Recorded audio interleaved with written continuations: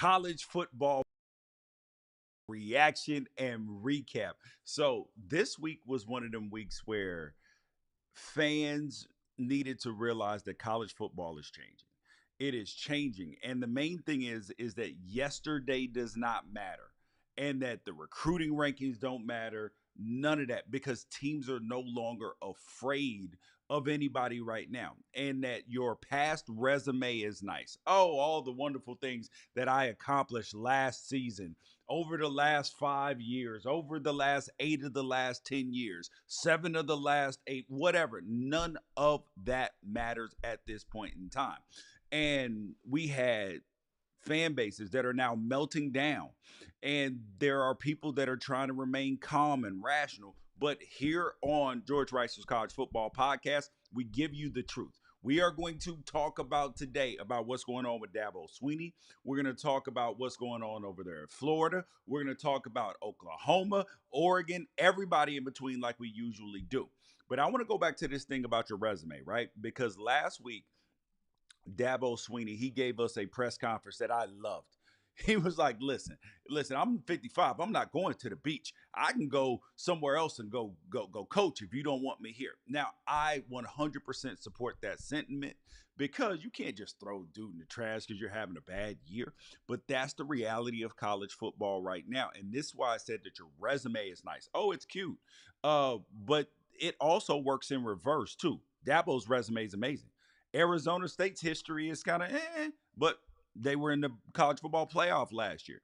Wisconsin, 30 years of building a reputation. And now nobody is even afraid of Wisconsin, not even a little bit. Alabama, what's their reputation post Nick Saban? Look at Indiana. They had the damn near 100 years of mediocrity, and now all of a sudden they knocking people's doors off. So that's what I'm saying. The only thing that matters is what's next. Nothing matters about what you did anymore. And it's like that Tex Winters quote where he talks about greatness. Greatness, you're only great in the moment that you do something great in a great act. But after that, it's just you're not great again until you do something great again. And in this NIL and transfer portal era, the future is the only thing that matters. The past doesn't matter. It doesn't matter how much equity that you feel like you've built up. None of that. The question is, how good are things going to be? Not today. How good are things going to be tomorrow? And that's what the best coaches are doing. They are adapting. Look at what Mario Cristobal is over there doing at Miami. He's not worried about the game yesterday. He ain't worried about what happened last season, last year's recruiting rankings, none of that. It is where we are right now. Be where your feet are, and then be looking forward because none of that matters. And what you accomplished as a head coach pre NIL era, pre uh, transfer portal era don't matter. Look at Mike Gundy over at Oklahoma State. Phenomenal resume pre NIL and pre COVID. Pre NIL and pre transfer portal. Now it ain't even the same thing because the game has changed. And we're at the point in the season for fans in week 4 with these results. Oh my God, I know some of y'all. Because we're at the point where optimism, excuse me, optimism is now turning into copium. Okay, that was one loss. It wasn't the end of the world. We will be okay. We will bounce back. And then that copium turns into in a couple weeks is going to either turn into despair or relief because either despair because the bottom fell out. If you're Clemson, you're in despair right now, or you'll be in relief, like, whew, oh my gosh, we're gonna have a change in leadership, the one that I've been wanting. Now, granted, that don't mean your next coach is gonna be better, but the relief. And we're starting to get some separation because everybody was all feeling good about their team. We're 2-0 right now. We're 3-0. We started the season great. Yeah. And then all of a sudden you end up 4-8 and you're like, what happened? Yeah, the real part of the schedule happened. And truthfully, for a lot of these teams, the early season success is fool's gold. And sometimes it's actually the hardest thing to handle because we get to talking about it's the failures, it's the failures. No, the failures ain't even really that hard. because that's what gives you the motivation to get up, work harder, do all the right things and everything else. It's the success that Nick Saban rat poison talk. That's the hard part. Is after you go and have a big game and you win. If you're Ohio State, you go beat Texas. How do you handle it the next week? If you are, Oregon and Penn State play next week, the winner of that is going to have some trouble the following weeks if their coaches are not on them just that much harder. If you're Syracuse, you just beat Clemson. How do you handle that? The success a lot of times is harder than the failures.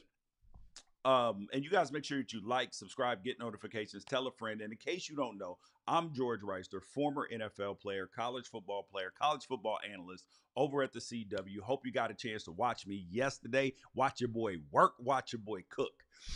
All right. And make sure, most importantly, that you tell a friend about the show. And so, just so you know, you're probably like, if you watch this show all the time, you're probably like, George, where are you at? Why are you not in your studio? Well, your boy came up to the studio to do the show, obviously. And then my son, he plays college football and super close to him. So, family first, got to come see the boy. All right. So that gives an explanation of why I'm not in my regular studio. So, speaking of people not being able to handle success, Cal, what happened to you?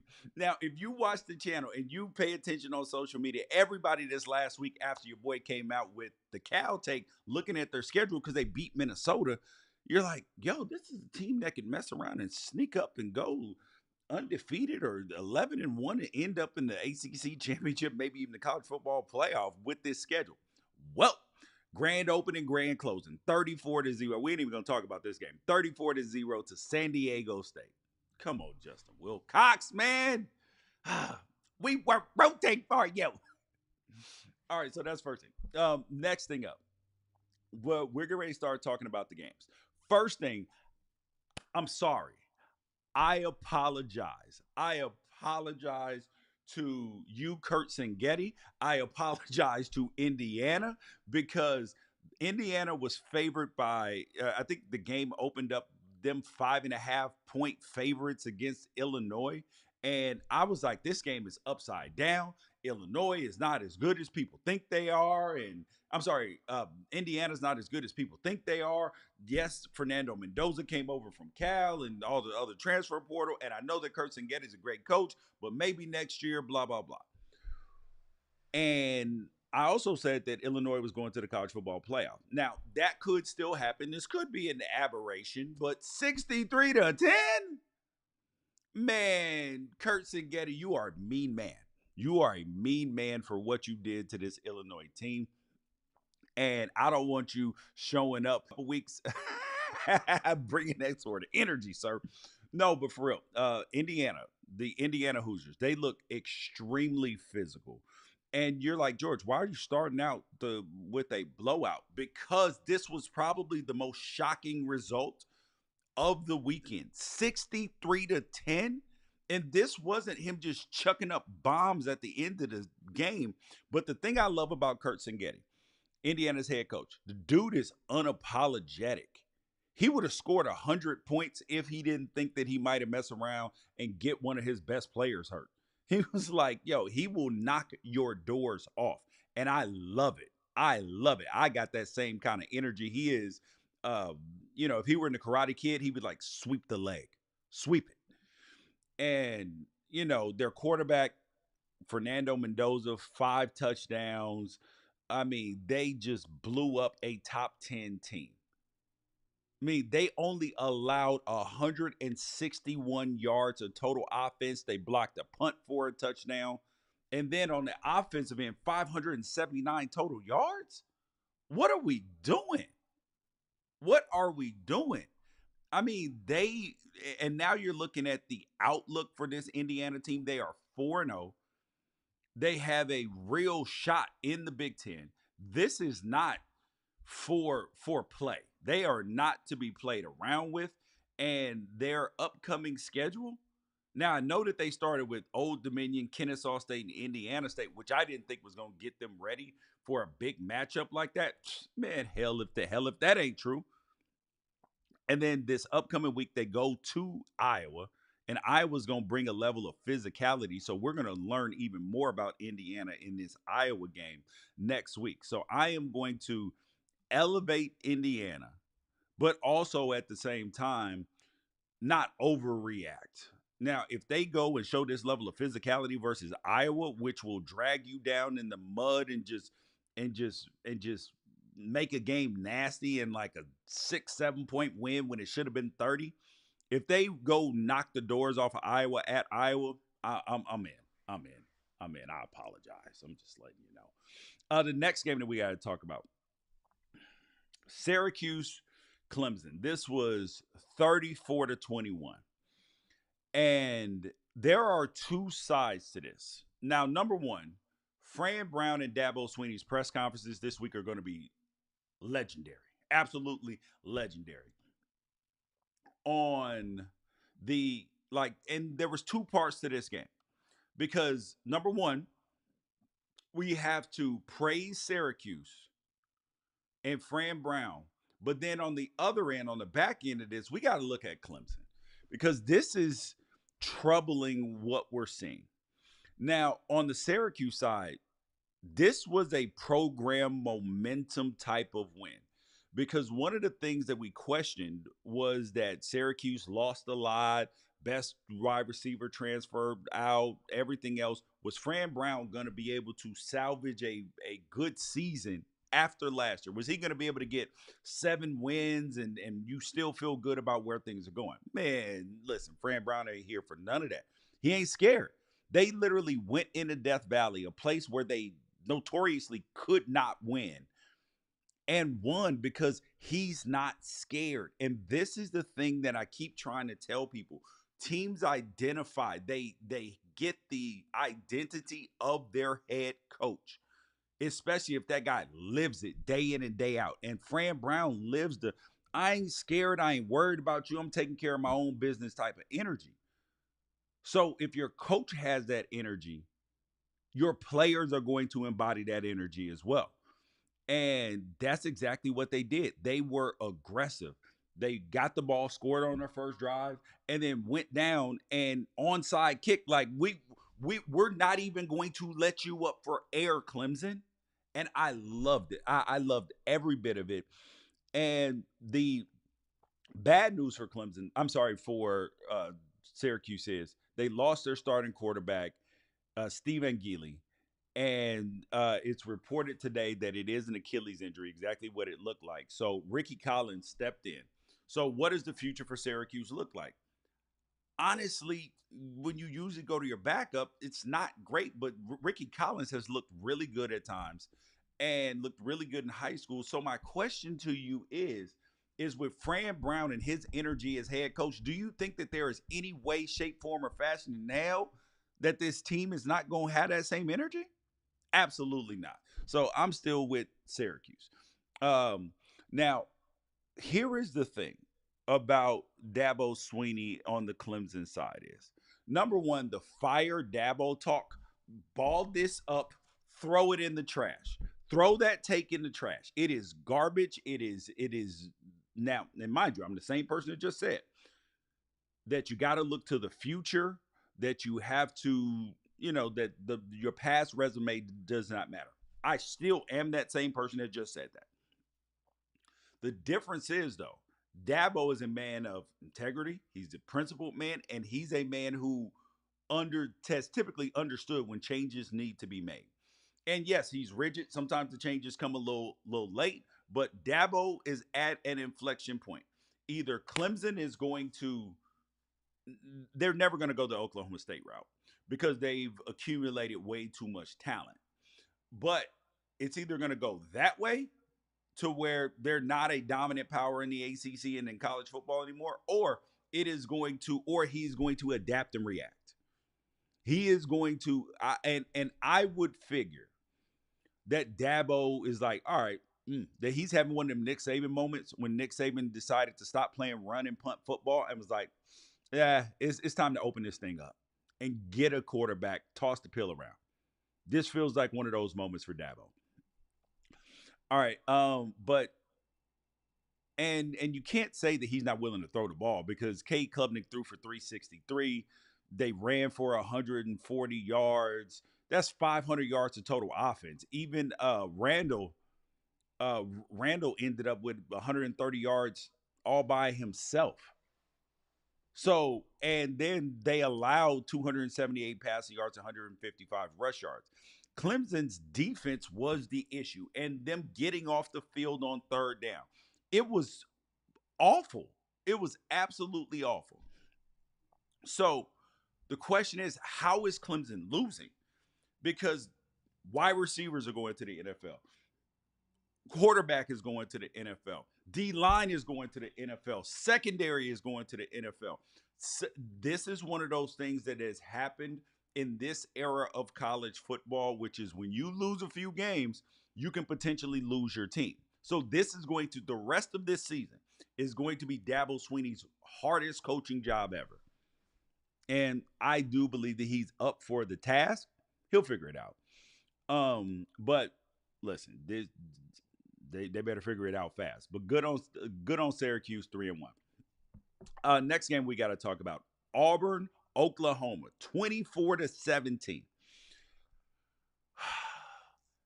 This game, number one, the SEC officials clearly, the conference put out a statement on that touchdown, the fake run off the field, and he's standing over on the corner. Number one, I don't think that should be illegal. Number one, you should be paying attention to whoever is on the field. That's not my problem if you get tricked. But the rules are the rules. It's illegal. The officials should have caught it. Everything else. But I am going to tell you that is not the reason why Auburn lost this football game. Auburn lost this football game because Oklahoma is better. That's why they lost this football game. It's just the truth. Brent Venables calling this defense again. Amazing. He took the controls back of what he knows his core competency is, which is defense. 10 sacks on his former quarterback, Jackson Arnold. 10. And Mason Thomas closed it with that safety, which I was very happy about. And people who actually bet on games were very happy about because I make my picks, but I make them against the spread. And Oklahoma was up by a measly 5 points. And then safety happened. Oh, everybody's rejoicing. And where I was watching the game at, people were so excited they were. And I got a text message that said, "George, oh my God, what a safety!" I was like, "What are you talking about? Why did that even matter?" And then I thought about the line, and he was like, "Yo, the line." I was like, "What?" Oh man, hey, odds makers, y'all some geniuses, boy. Well, y'all be getting it 100% right sometimes. And so when you see 10 sacks, the first thing that people look at is, "Oh my God, Auburn's offensive line is terrible." Nope. Yes, some of it is the defense and Brent Venables scheming it up. But the other part of it is when quarterbacks are probably responsible for about 30 to 40% of their sacks. They either move where they're not supposed to move, they do something that they're not supposed to do, or they are what Jackson Arnold was trying to do. He was being a big play merchant. And you can't be a big play merchant and win football games against really good teams. Now, the kid was okay. He was not bad at all. And the fans were heckling him. I mean, of course they are. This is college football, fam. What do you think that these people are going to do? Yes, these people and all of us, because I'm doing this program, y'all are watching it. We're all part of that. And Jackson Arnold finished 21 or 32, 220 yards and a touchdown. Yeah, it was good. But here is my concern about both of these teams. Auburn, 35 rushes for 67 yards. Oklahoma, 24 rushes for 35 yards. And you might say, well, these are two really good rush defenses. Well, Oklahoma ain't been able to run the football all year. This is highly concerning for a really good football team. And this is a tough loss for Auburn. They're sitting at 3-1, but Hugh Freeze is not on the hot seat at this point in time anymore. But next week, that game but their schedule gets tough. Texas A&M, Georgia, Missouri. Those are three games that are going to basically determine Hugh Freeze's fate. If he goes, if he drops the next two against Texas A&M and Georgia, and then loses to Missouri too, they ain't gonna care about that Arkansas, Kentucky wins in between. They're just not, especially if you lose the Iron Bowl too. Mm-mm.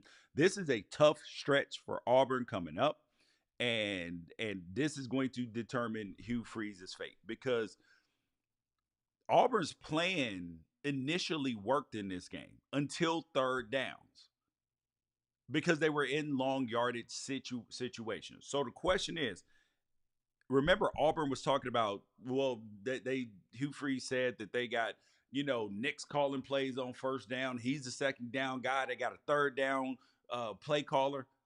If this is true, that ain't working. Back to the drawing board, fam. But the question is, did John Mateer have his Heisman moment in this game with that touchdown run? He finished with 271 passing yards.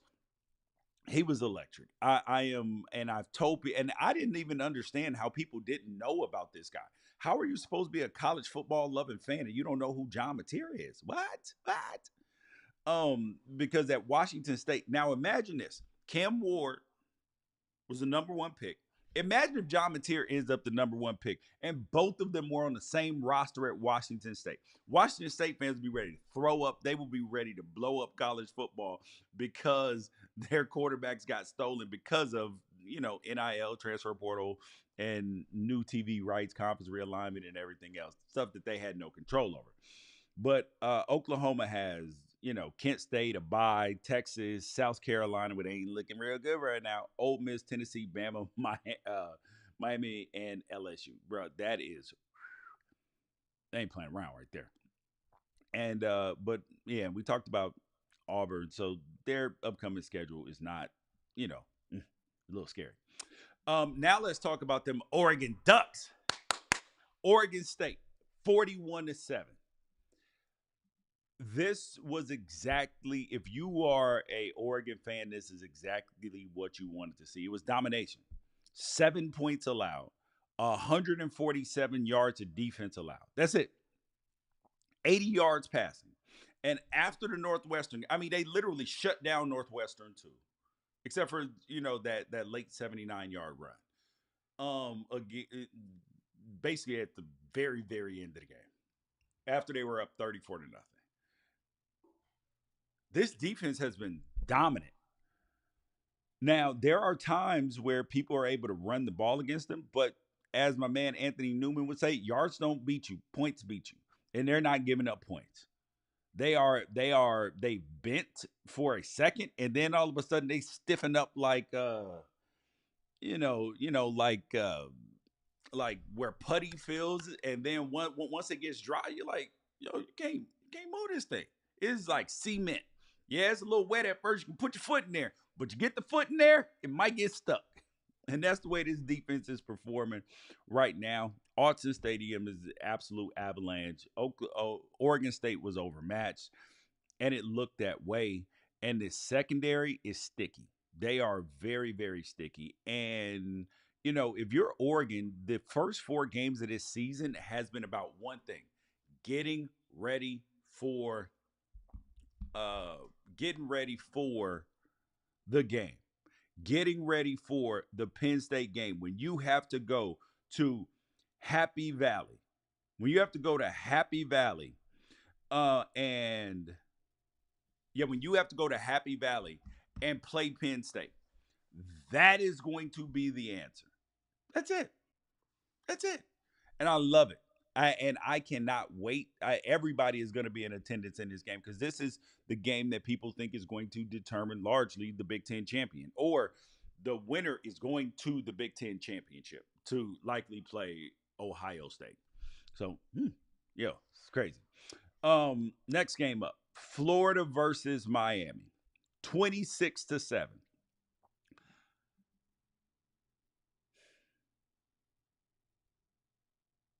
That was a moment of silence for the Florida Gators, for their season, for everything that they had hopes and dreams of this season.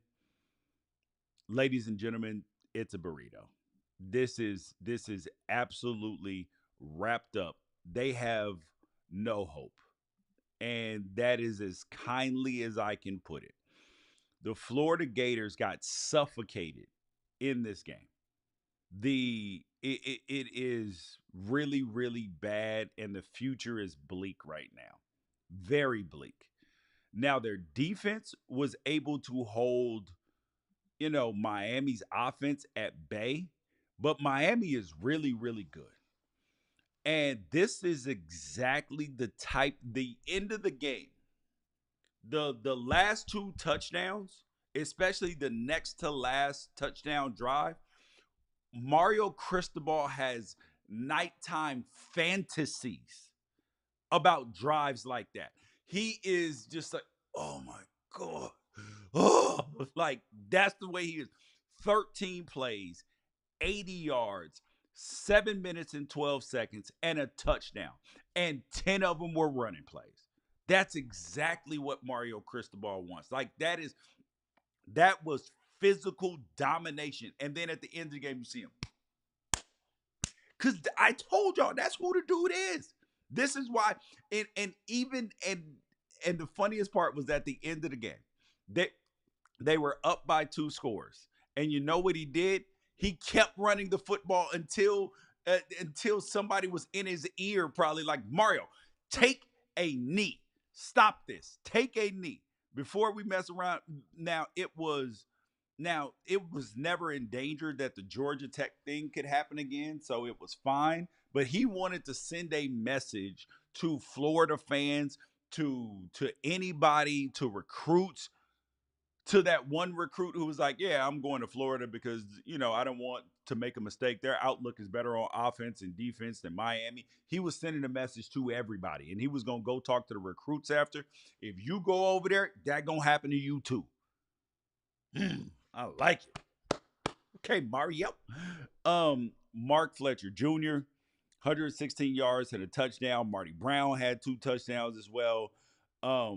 Carson Beck, stats wasn't gaudy, but turnover free, and just controlling the grind, because this game was a grind because Florida's defense is solid. But now let's talk about Florida for a second and why they are so in trouble right now. They're 1-3, and it is DJ Lagway looks awful. He looks awful right now.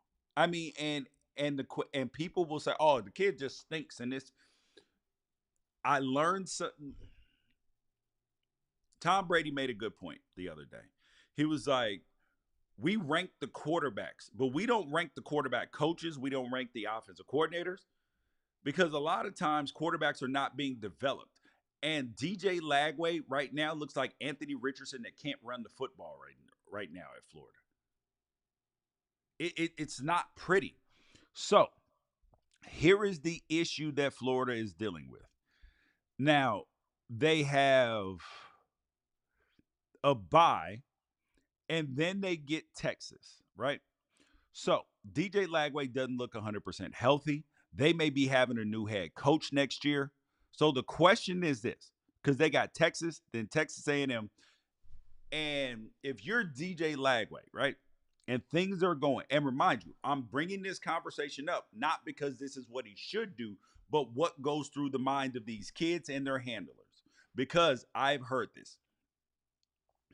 Maybe DJ should shut it down because he can redshirt this year, have surgery on his shoulder if he needs so, or fix whatever is going on with his shoulder, and then come back brand new with the new coach, or to hop in the transfer portal, anything like that. Well, the issue is that firing, and this is why I highly doubt that Billy Napier will be fired anytime soon, especially not before they play Texas. Because at that point in time, You can have players say, I'm not playing no more this season. I'm going to take my red shirt. The ones who have red shirts available. Because if you fire the head coach, you might be like, listen, I don't want to do this. I'm going to finish out I'm going to take my red shirt, transfer somewhere else, or just wait till the next season. That's what you run the risk of. Because, so the administration knows this. You can't think that they don't. So that is going to be a factor. So after the Texas game, depending on how that goes, that's when you might see a move on Billy Napier because, and you might be like, George, why would you fire a coach in the middle of the season? Times have changed with the early signing period in college football. So somebody's coach will be stolen for Florida if they get rid of Billy Napier by, right after Thanksgiving. Just the reality of the business now. I don't think it's right, but the this is why you come here to get the truth, even if it's a little bit hard sometimes. All right, now I want to talk to you guys about. Well, actually, we'll go to the Texas Tech Utah game first. Texas Tech versus Utah. Number one, I did not pick Utah to win the Big 12 to start the season. I had Kansas State. And Utah, after they beat UCLA, they came and manhandled other people. I was like, yo, okay, Utah looking good. Devin Dampier, I see you, boo. Nah, I'm joking. So I'm talking about Utah, I see you, boo. Not never. Anyways, so I was excited about Utah. And then, but I was still unsure about Texas Tech. Not because they don't have good players on their team, but because we hadn't seen them quite yet.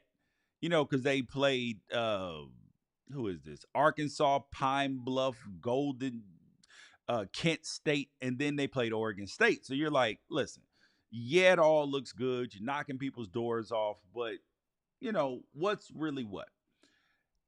Man, they went into Salt Lake City into the mighty Utah student section and smacked Utah down.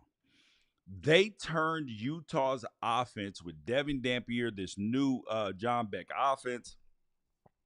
It was relegated to just mere a fraction of itself. It was not pretty at all. Like, this was not pretty at all. If you were a Utah fan, you are like, yo, bro, do we need to go back to the drawing board right now? Because this was one of them that was so brutal that it'll hurt your confidence a little bit. This was one of them games that will hurt your confidence because you're like, I thought we were better. I thought we were different. And then you figure out that there is somebody bigger and badder on the block than you. And even with Utah's really good offensive line, it was tragedy. It was 100% a tragedy. So we're going to look at this for a second. Okay, so we're going to look at this. So 34-10. This is the point that mattered. Devin Dampier, their quarterback, 25 for 38. Like, that's not terrible. The yards per is not good. Not good at all. We're looking at what? 4.3 yards per completion. That's not good, fam. Not even good at all. And on the Texas Tech side, Will Hammond and Baron Morton. So now the question is this. So Baron Morton was a little bit injured in the game, but the question is Baron Morton your future quarterback? Because Will Hammond, the freshman, came in and did everything the exact opposite that Baron Morton was doing. He had two interceptions. Will Hammond came in and was electric. He was electric running the ball because he had 8 carries for 61 yards. He was electric passing the ball. And now you have a full-fledged quarterback controversy going on over there at Texas Tech. Full-fledged. Because there's no way that you can ignore what this kid did. And people say, oh, you can't lose your job to injury. The hell if you can. The hell if you can. And this was clearly shows that Cody Campbell NIL money is being well spent, fam. They have buttoned up that defensive line. Their offensive line is getting better. And I can't even imagine what this team is going to look like 2 or 3 years from now. They are stacking up 5-star recruit commitments. Yo, code with this just goes to go show how much a single focused, determined individual can change your fortunes. You get the right coach, you get the right backing. That's anything in life. It ain't just like it's part money, but it's also influence and everything else. You got to get the right people behind you. That's just the truth. All right. Michigan versus Nebraska. 30-27. This was billed as a Bryce Underwood versus Dylan Raiola game. And largely it was, in terms of what people were talking about the game. And these numbers are deceptive. I am going to be honest, and I'm going to tell you that.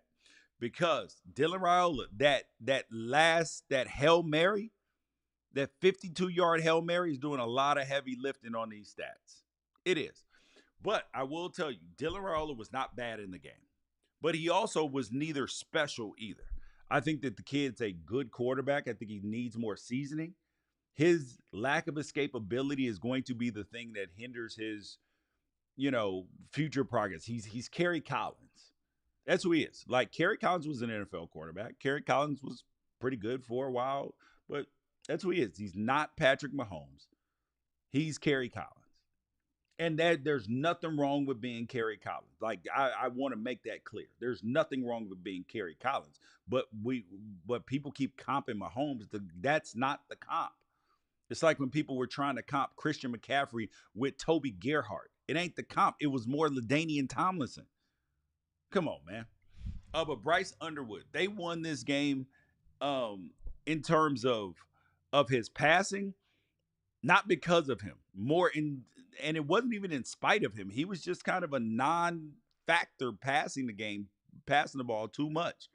He was just, but his running ability, 8 rushes, 61 yards, and a touchdown, that definitely added to the game. So the question is, what is Michigan right now? And I have told you guys time and time again, Michigan's year is 2026. It is not 2025. They are building for next year. Their wide receiving core is going to be really good next year between the transfer portal, high school rankings, and these guys that they have that are developing.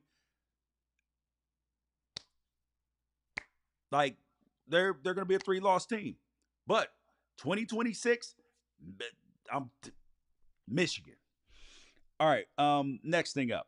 Oh, and Nebraska. Nebraska's Matt Rule, bravo, dude. You're sitting at 3-1. You clearly have a team that is moving by far in the right direction. And then you get Michigan State, Maryland, Minnesota. Like, you don't draw the bad end of the Big Ten schedule. The SEC, the USC, Maryland game, Penn State are going to be super tough. But this is a way to escape out 9-3. Definitely, there's a 9-3 escape hatch. Probably 8-4, but there's a path to 9-3, which would be, Nebraska fans would be ecstatic about that. Ecstatic, and they should be. All right, the next game that we got to talk about is Lord have mercy, is the Apple Cup. Actually, no, I'm putting that in fast break. Never mind. Here we go. I wanted to talk about the Michigan State USC game. This was 45-31. Number one, first and foremost, this game started at 8 o'clock. And remember, I was like, listen, we don't care nothing about y'all East Coast fans. Sorry, you got to deal with the game and blah, blah, blah. That was a bad take, George. That was a bad take. That was awful. That was awful. The game didn't finish till damn near midnight. It was like 11:30 Pacific. That's already late for me. So that's 2:30 you had to watch your team, and it ain't like the game was completely out of hand. This was a one-score game in the fourth quarter. A one-score game in the fourth quarter, and so you had to stay up for this? AP voters had to stay up for this? Wish they didn't. Come on, man. Facts are the facts. This was way too late. 8 o'clock kicks are way too late. They're way too late, especially for Iowa. Sure, the game will be over at 10:20.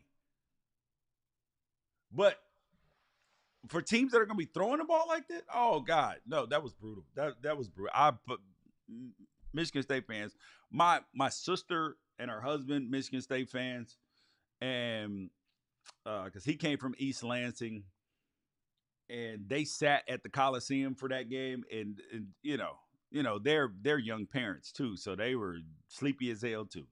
But man, that was rough. That was rough. But I do want to give USC is improved, but I'm looking at that game. If you can stop USC from running the football, you can beat this USC team.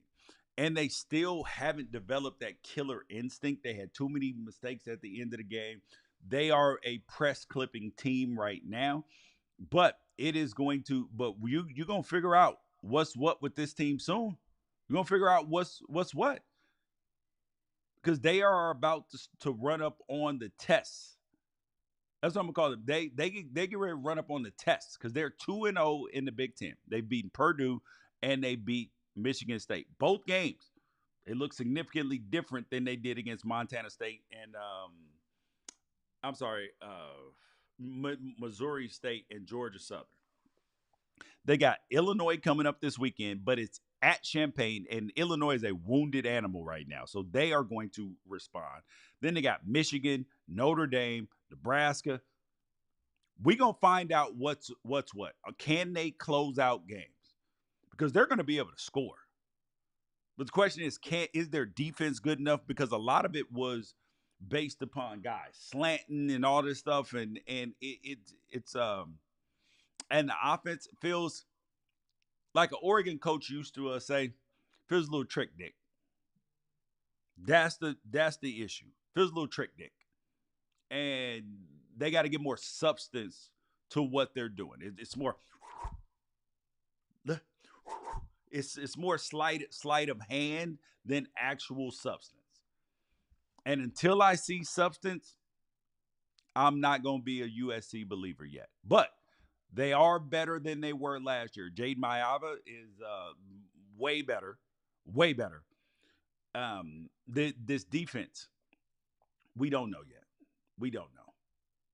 All right. The next thing up. Arkansas versus Memphis. 32-31.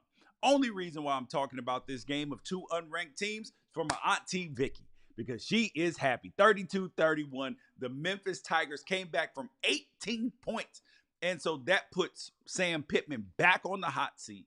And then Memphis trolling them on social media. Oh, that's going to put the man back in the hot seat. And they're sitting at 2-2. And the rest of this schedule is not favorable at all for Arkansas. It is going to get, it could get bad. It could get bad for them. They are 0-1 in conference. Then they got Notre Dame this weekend, Tennessee, Texas A&M, Auburn, LSU, Texas, Missouri. Things are about to get hectic for them. Sorry to be the bearer of bad news. Arkansas versus Baylor, 27-24. I'm sorry, Arizona State versus Baylor, 27-24, walk-off field goal. The issue here was for Arizona State. I'm looking at this offense, and it looks nowhere near the explosiveness that it did last year. They returned all of these players. This feels like Clemson, except they're winning football games. All of these players, but something broke. Like it's like they got a fan belt missing. Like the engine's still running, but it ain't right. Like the catalytic converter needs replacing. It ain't done, but something ain't right. That's the issue. All right. Arizona State.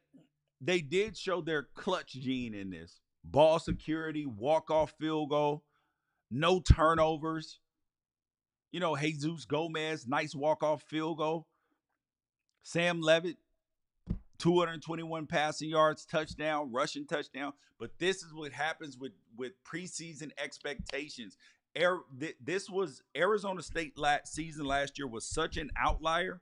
It was going to be hard to duplicate it again. And that was a spike. And now they have to keep the floor very high. That way, when you spike again, you are in a chance to win playoff games. But huge win for them. Baylor, when Dave Aranda was named as one of the people that they should look at as a UCLA job, I was like, why? He's not even doing, like, they're not even got Baylor on the right track right now. And this feels like Baylor is headed toward the purgatory stage of college football, where you are a perpetual 6 to 8 win team, and the hope is bleak in terms of being one of the upper echelon teams, even in the Big 12. So this is a rough road for them. All right, now we got to look at the 5 best. Here are the 5 best teams of week 4 in college football, and I'm going to give you the 5 worst teams as well. But the 5 best teams in week 5 the 5 best teams in week 4 of college football. Indiana, 63-10 win. Memphis, 32-31 against Arkansas. Great win. Texas Tech, number 3 spot, 34-10 over Utah.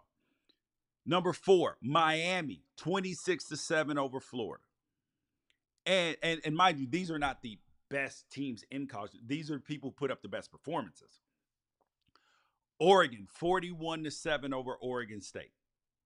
Those are the 5 best performances of week 4. Now, the 5 worst performances of week 4 in college football. You had Cal. What are you doing? 34-0 to San Diego State?